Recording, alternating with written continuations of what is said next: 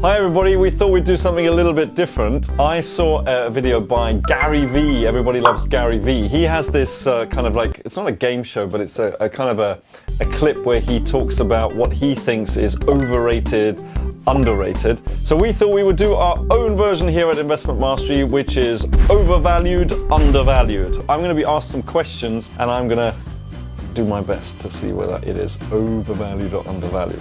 Okay, let's go for it.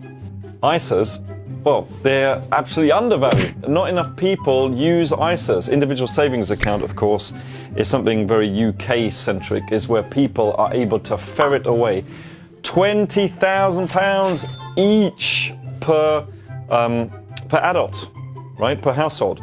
And it's amazing. And my kids have them, and they have like, I don't know, £58,000 each. Obviously, with kids, there's only about 3,500 that you can put in a year, but I want to make sure that my kids pay for their own cars and education and stuff. I don't want them coming to me. I'm not the bank.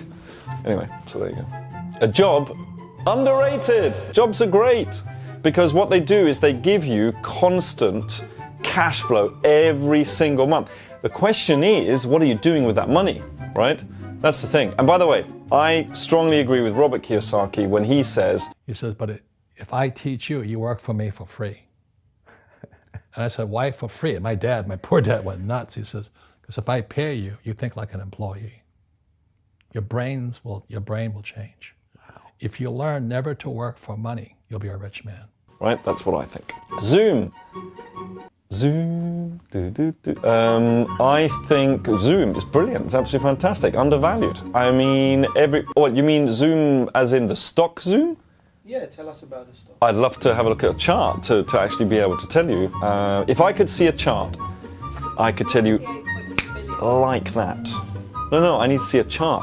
I need to see, has it gone down? Has it gone up? What's going on? Are there any chart patterns? And if it has gone down, then I would use our VCA strategy, as you know, to start feathering in. And then when it goes back up, which it will, and the reason is because he's standing right there, kind of intimidatingly. John Castro, our general manager, loves Zoom, and if it's good enough for him, it's good enough for me. Gamestop. Oh, come on. Look, this whole thing about Gamestop. A couple of guys decided to defend Gamestop, which, I'm going to get attacked here.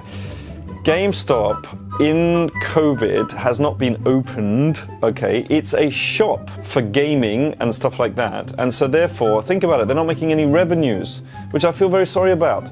But I don't blame some people for shorting the stock, because if you think about it, they're not making any revenues, right? The whole story is overvalued because a couple of people decided that they were going to give a bloody nose to Wall Street, which they kind of did, to be honest, by getting in there. But the problem is that everybody got in, and so they were getting in here at this price, at this price, at this price. All the big boys, the institutions, were shorting and losing, which was good, right? But they got everybody to go in and to hold, and as it then came down, all those people lost money. And the guy whose idea it was made millions, but everybody else lost money. So, overvalued. Amazon, I need the chart. Do you know, what's the number got to do with it? I need the chart. I need to see the chart pattern, because I think Amazon is overvalued. Can I say something in the middle as well? Can I say just right? Is that possible? Properly, you never gave me that option. Properly valued. Because people don't know this, but Amazon actually, they don't make a lot, they don't hardly make any profit. In fact, they lose money. It's only the AWS service. Is that streaming? What is the AWS? Yeah. The web services, they're the only ones that actually make money, and it subsidizes the rest. That's called a monopoly. Because what that means is that they can undercut everybody else, because they're actually losing at it by lowering their prices, which means everybody else goes out of business. Non-fungible tokens, eh? You're going to hit me with that one. NFTs, oh man, oh! Okay, so I think that they are right in the middle, which is fairly rated. And the reason is because obviously it's ridiculous that people are paying $80,000 for a by the way, you know what a non-fungible token is, right? So fungible basically means that, gold, one piece of gold for another piece of gold. If you melt down gold, it's still gold, right? But non-fungible means that it's totally unique, every single bit. So if you buy the digital and I think it's happened in 2019, there was the first digital rose that was sold, and it sold for 1 million. So I'm going to ask you, right? Do you think that that is overvalued, or like, comment below? Would you buy a digital rose, like a picture of a rose, right? Digital rose, for $1 million? Please comment below, because this happened a couple of years ago. Would you do it? How much would you pay for it?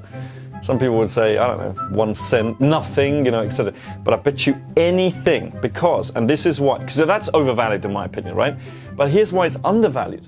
Because we're right at the beginning, and the person that bought it, I bet you anything, kind of, not my children, but apart from that, anything, I bet you anything apart from my children, that he has made a profit. That person, I bet you it's at 1.5 to 2 million now, because you're getting in early. So overvalued, because I don't believe that, you know, it's worth that, but we're so early in the market that there's always going to be the greater fool that is going to buy at a higher price. Tesla. We love Tesla. Do I have a Tesla? No. Will I buy a Tesla in the future? Yes. But the thing is, this whole charging thing, you know, having to look out and then you run out. Imagine running out in the middle of the road on a motorway, and then I have no electricity. It's not like I can run along with a can of something, fill it up, and I don't know, guys. I mean, I love the idea, we love it, but I'm going to say fairly rated, just so that I don't get lots of hate. All right, I hope that you enjoyed that. I certainly did as a first time. And we are probably going to be doing this probably once a month. So I hope you're looking forward to that. Let me know below whether you did enjoy it, didn't enjoy it. And I look forward to seeing you in the next episode of Overvalued, Undervalued.